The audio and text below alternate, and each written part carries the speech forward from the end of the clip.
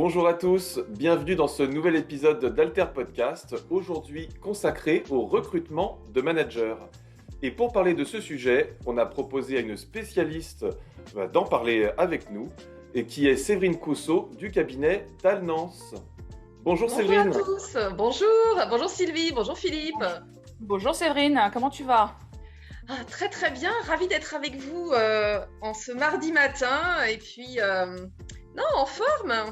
Après 2 ans presque de Covid et de crise sanitaire, on survit nous les recruteurs. Hein. Eh bien, merci beaucoup Séverine d'avoir accepté notre invitation. Vraiment, ça nous fait très plaisir. Un sujet qui intéresse beaucoup nos clients, donc on est vraiment content que tu participes et que tu nous fasses profiter de ton expérience sur ce sujet. Est-ce que tu veux bien, Séverine, te présenter un petit peu et éventuellement présenter aussi ton activité ? Bien sûr. Donc moi, très simplement, ça fait 20 ans que je fais du recrutement en cabinet. Je suis une chasseuse de tête et je me suis orientée dans les univers du transport, de la logistique et de la supply chain. Donc j'ai développé une expertise auprès des professionnels du secteur et j'ai eu le plaisir année après année en suivant les personnes de pouvoir capitaliser sur tous les contacts qu'on peut avoir. Et je pense que mon métier aujourd'hui, avec une forte reprise économique et beaucoup de demandes de la part des entreprises qui recrutent, a une belle légitimité. Et pour en parler et en interne et avec des confrères, je crois qu'on a tous beaucoup d'activités en ce moment. Donc, espérons que ça dure. Et après, moi, je travaille depuis 2 ans bientôt pour le cabinet Talnance, qui est un cabinet d'executive search avec des consultants et des managers qui ont tous un domaine d'expertise qui peut être différent et complémentaire au mien. Merci Séverine pour cette présentation. Bon, moi, pour la petite histoire, je connais Séverine depuis très longtemps. On a travaillé ensemble.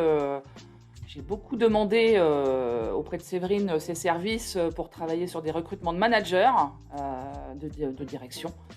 On a travaillé pas mal ensemble et c'était un vrai plaisir. Et c'est toujours un plaisir d'ailleurs, Séverine. On ne se quitte pas, hein, Sylvie. C'est ça, on ne se quitte pas. On se suit. Ok Séverine, donc tu peux nous expliquer un peu aujourd'hui comment tu vis toi les recrutements et comment tes candidats que tu approches vivent ces changements, comment ils se vendent, comment ils se sentent, etc. Dis-moi. Alors, moi, je vais faire le distinguo entre des candidats qu'on peut chasser, appeler dans le dur et qui n'ont rien demandé à personne, entre guillemets, et qu'on va solliciter et essayer de convaincre et de sensibiliser à une opportunité de carrière qu'on présente pour un de nos clients. Et puis, des candidats également dont on s'occupe et qui ont répondu spontanément à une annonce et qui là ont plus à réaliser un acte de vente. Okay. Tu veux commencer par lequel du coup ? Eh bien, on va commencer par les candidats chassés. Ok, allez, vas-y, explique-nous ta méthode et comment ça se passe. Oui, ton approche. Alors, très simplement, pour des recrutements de managers, que ce soit sur des postes commerce, opérations, direction générale, ressources humaines et dans toutes les familles, à partir d'un brief et d'une demande d'un client, on essaye de cibler un certain nombre de personnes qui nous semblent correspondre à minima, de par leur fonction, de par leur environnement de travail, aux attendus du poste. Et puis on a la chance aussi de pouvoir appeler des gens qu'on connaît et qu'on suit depuis un certain temps, ce qui nous facilite la tâche. Pour autant, ce n'est pas pour ça que les candidats vont nous dire oui tout de suite. Actuellement, début 2022 et on l'a vécu en 2021, avec la reprise économique et le rattrapage de 2020, je pense qu'il faut être encore plus redoutable et encore plus convaincant, nous en tant que cabinet et recruteurs, pour donner envie aux personnes de bouger, parce que d'une part, les gens qui sont en poste très souvent ont des charges de travail et des emplois du temps de folie. Donc, pour les capter et pour les avoir en ligne, c'est pas évident. Et puis, je pense que les employeurs aujourd'hui essayent de retenir les talents. les niveaux de rémunération chaque année augmentent. Donc pour nous, la tâche est d'autant plus rude. Ça, c'est pour les candidats qu'on chasse. Et après, pour ceux qui sont demandeurs en poste ou disponibles et qui nous envoient leur CV, je pense que pour eux, ce qui est difficile, c'est que toujours en France, on essaye de cloner et de trouver le mouton à 5 pattes et de recruter le manager qui a l'expérience, le niveau de formation dans tel ou tel environnement. Donc, les gens qui ont un profil un peu atypique ont du mal parfois à passer les étapes d'un process et à avoir et le cabinet et après le client en entretien. Et puis après, je trouve que, alors c'est pas une généralité, mais il y a beaucoup de profils de direction qui pourraient améliorer leur CV. Et je constate souvent, alors qu'un CV pour moi c'est vraiment un outil marketing qui doit être vraiment à la première lecture plaisant à lire, avoir une forme et un fond plutôt agréable. Il y a des maladresses parfois dans les CV qui sont rédigés. Trop d'informations, manque de clarté, CV pas assez concis et synthétique, pas assez de chiffres, pas assez de faits marquants. Ok. Tu as constaté ça depuis combien de temps? Depuis quelques années ou c'est récent? Non, ça a toujours été. Ça a toujours été. Et moi, ce qui me navre, c'est parfois d'échanger avec des candidats qui ont envoyé beaucoup de candidatures et qui ont eu très peu de retours. Et moi, je leur conseille souvent, de bien cibler leur démarche. Si vous répondez à une annonce, qu'elle soit en lien avec ce que vous avez fait, parce que sinon le recruteur, il aura 1 minute pour lire votre CV, il ne vous appellera pas forcément. Et puis après, essayez de retravailler un petit peu la forme. Ok. Donc ça, c'est ce que tu leur conseilles, Séverine, quand tu les as en entretien ou quand tu les as au téléphone? Absolument. Tu fais un pré-contrôle, on va dire. Je fais un pré-contrôle et puis moi, je trouve que c'est de mon devoir aussi d'essayer de faire que les gens s'améliorent et soient un peu plus vendeurs. Ok. Par rapport à leur motivation, comment tu les sens aujourd'hui avec tout ce qui s'est passé depuis 2 ans là?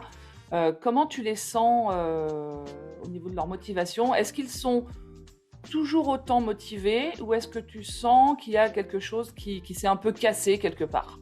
Et peut-être aussi avec le distinguo que tu rappelles, comme candidat chassé et candidat Oui. demandeur. J'imagine que les leviers de motivation sont du coup pas les mêmes. Ouais.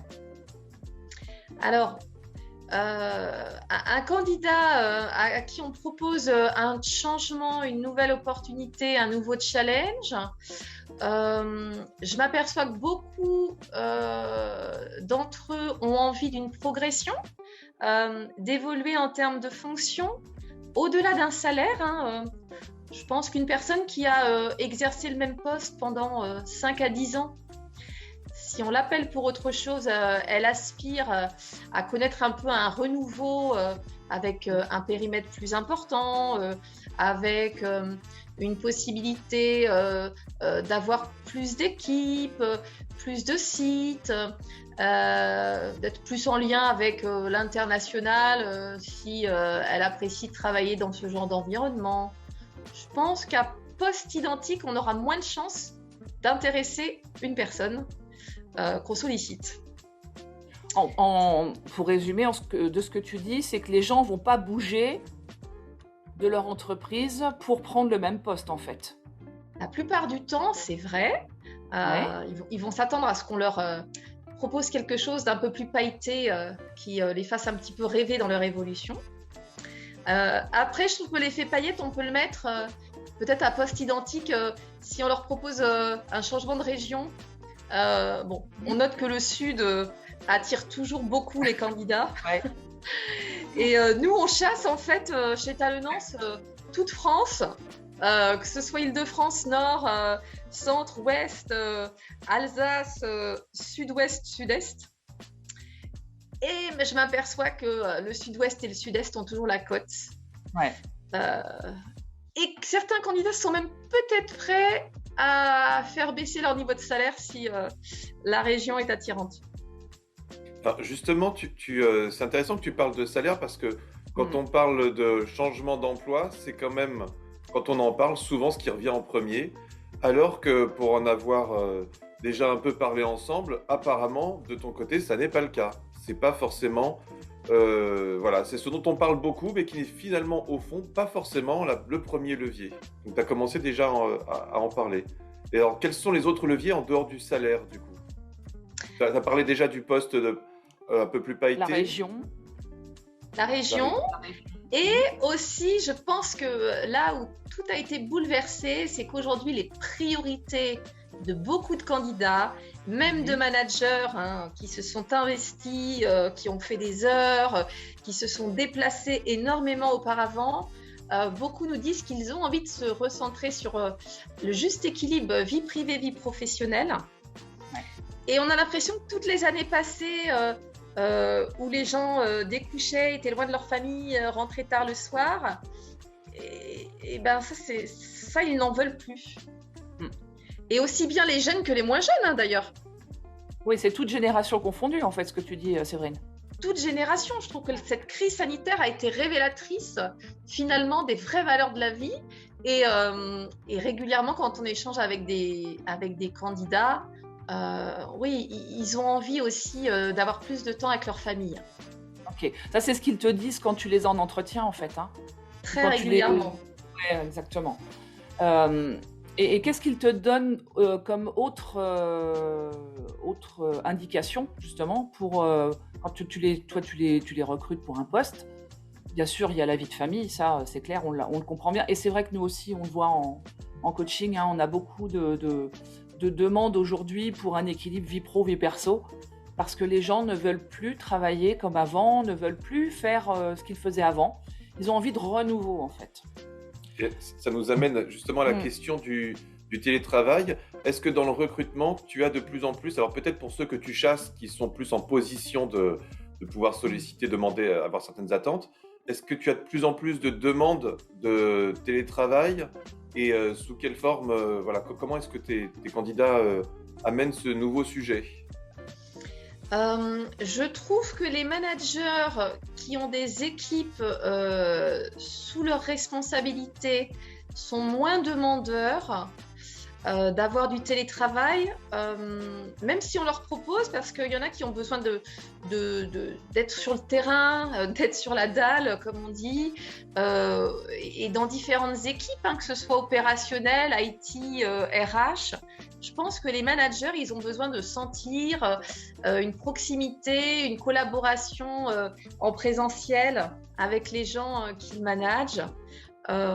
Alors que ceux qui n'ont pas d'encadrement direct nous posent beaucoup la question quid du télétravail. Oui, ouais, c'est une vraie, il y a une vraie disparité entre les deux, en fait. Hein. Moi, je le Oui. constate aussi, parce que forcément, j'ai des clients aussi en logistique et en transport, vu que je viens de là. Donc, je le constate aussi. Et on est amené à faire pas mal de coaching d'équipe maintenant, pour justement redonner cette cohésion, parce que même si en logistique, les personnes ont beaucoup travaillé pendant le premier confinement, ils n'ont pas arrêté en fait. Ils ont perdu un peu cette notion de cohésion, parce qu'il fallait aller vite, c'était la pandémie, c'était un peu compliqué. Et aujourd'hui, on se rend compte que les managers ont besoin de redonner du sens en fait, et de la cohésion au sein de leurs équipes. Et je pense que tes candidats que tu recrutes, c'est un peu la même chose. Ils ont besoin d'avoir ce sens et de se redonner une dynamique et une cohésion par rapport à ce qu'ils veulent faire. Oui, pour les managers, c'est très vrai. Et ce qui va être difficile pour eux, là, je lisais un article sur LinkedIn hier sur le sentiment d'appartenance à l'entreprise. Ouais. Je pense qu'aujourd'hui, avec le télétravail, vu que ça fonctionne bien, il y a beaucoup de salariés qui se disent oh là là, passer du temps dans les transports, perdre du temps parfois, même si c'est jamais du temps de perdu, à m'éparpiller un petit peu quand je vais à mon bureau, et ben finalement je peux gagner ce temps-là en restant chez moi. Et l'inquiétude des managers, c'est de se dire quid de l'ambiance, de la cohésion, Et pour eux, ça va être très difficile, hein. Avant, on allait prendre des pots après le travail, on organisait des déjeuners d'équipe, il y avait des incentives. Et aujourd'hui, je trouve que les salariés sont peut-être un peu moins demandeurs de tout ça. Ouais, c'est ce que tu as remarqué, toi, par rapport aux candidats que tu vois? Moi, je le remarque énormément. Et même, ce qui est terrible, c'est qu'il y a des gens qu'on appelle qui habitent à 10 km de leur bureau. Oui. Ils vont nous poser la question, est-ce qu'il y a du télétravail? Ouais. Même des managers? Moins des managers. Moins les Je te managers. l'accorde. Ouais.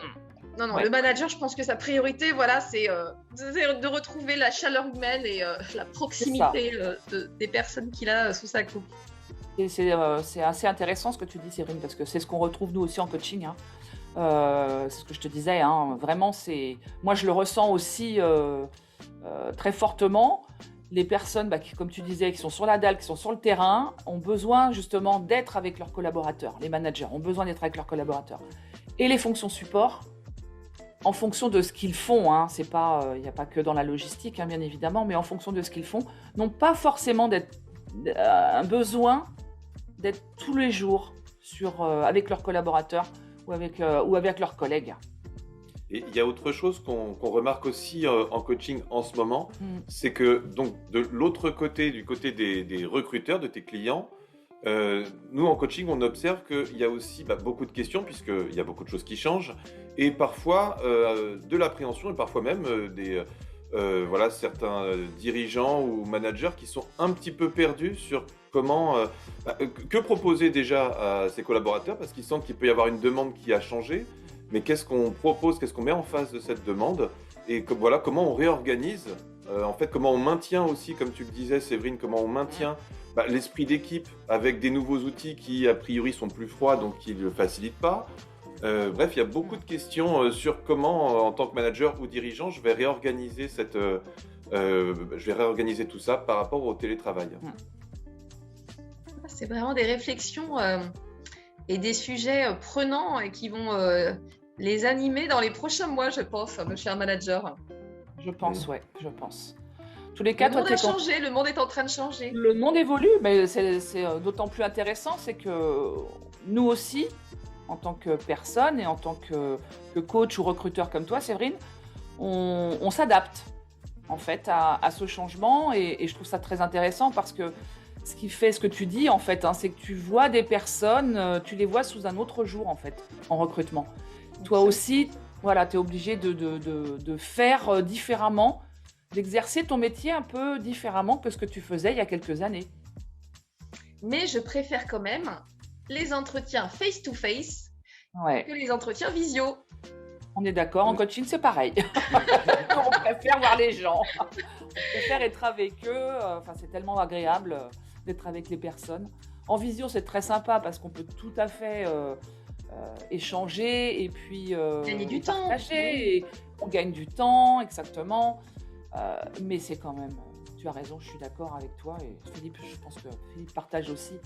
On aime bien le face-to-face. Moi, je suis d'accord qu'il y a une déperdition en visio, alors en coaching, en formation aussi, pour le recrutement aussi.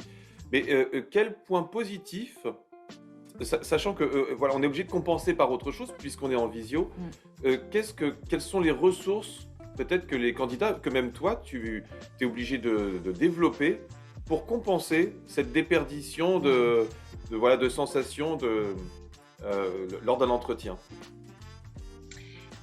C'est une très bonne question, Philippe.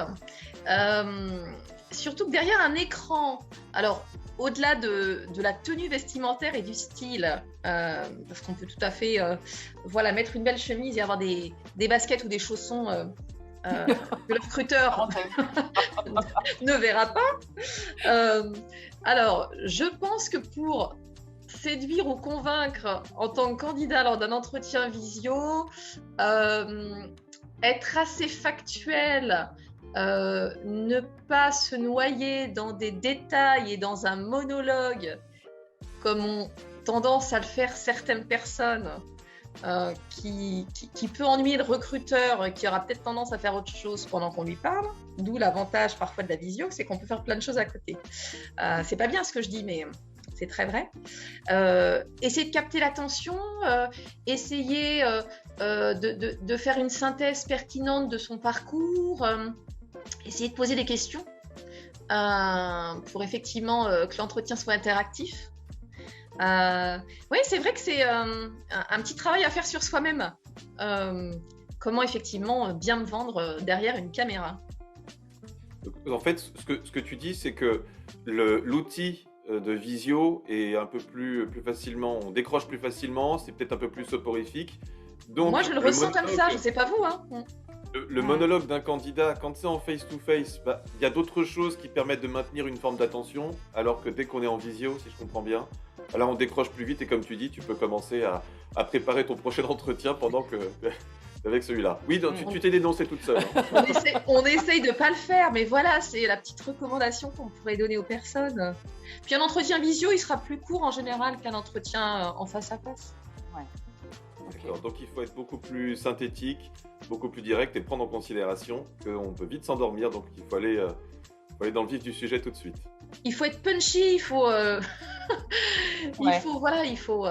vraiment dynamiser l'entretien en visio autant qu'on peut. Et ce qui est important, c'est que les candidats préparent leur entretien, surtout.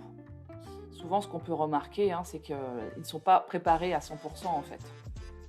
Donc, ils vont répéter, ils vont lire leur CV alors que c'est pas ce qu'on leur demande. Et puis toujours le petit conseil, mais après on a l'impression de se radoter, se renseigner sur l'entreprise qui recrute. Oui, c'est important.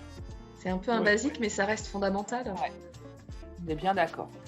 Et tout ça, on va pouvoir en parler dans un autre podcast qu'on va tourner très bientôt avec toi, Séverine, puisque tu as accepté, pour notre grand plaisir, de refaire un autre podcast sur l'évolution, notamment l'évolution du recrutement, du recrutement de managers, et également, donc on va parler de ces aspects-là, peut-être davantage de trucs et astuces, parce que je pense que c'est quelque chose qui sera hyper intéressant pour... Il y a de quoi faire. Voilà, exactement. Il y a de quoi faire. Des trucs et astuces d'une spécialiste du recrutement, ce sera vraiment super. Nos recettes de cuisine à partager. Exactement. Mais c'est déjà fini. C'est trop court. C'est trop court, c'est pour ça qu'on va en faire un deuxième, mais peut-être qu'on en fera un troisième, peut-être qu'on en fera 12, on ne sait pas où on va s'arrêter encore. On verra, Séverine, on verra, on te dira. Ça dépend presque de toi, on te presse comme un citron, voilà, jusqu'à la dernière goutte. Je serai là au prochain épisode. En tout cas, merci à toi, Séverine, de t'être prêtée à cette petite interview. Ça nous a fait très plaisir de t'accueillir aujourd'hui. Merci à vous, c'était très plaisant, très sympa. Bon, puis on se dit à très bientôt. À très bientôt et passez une belle journée. Toi aussi, Séverine. À bientôt. Au revoir.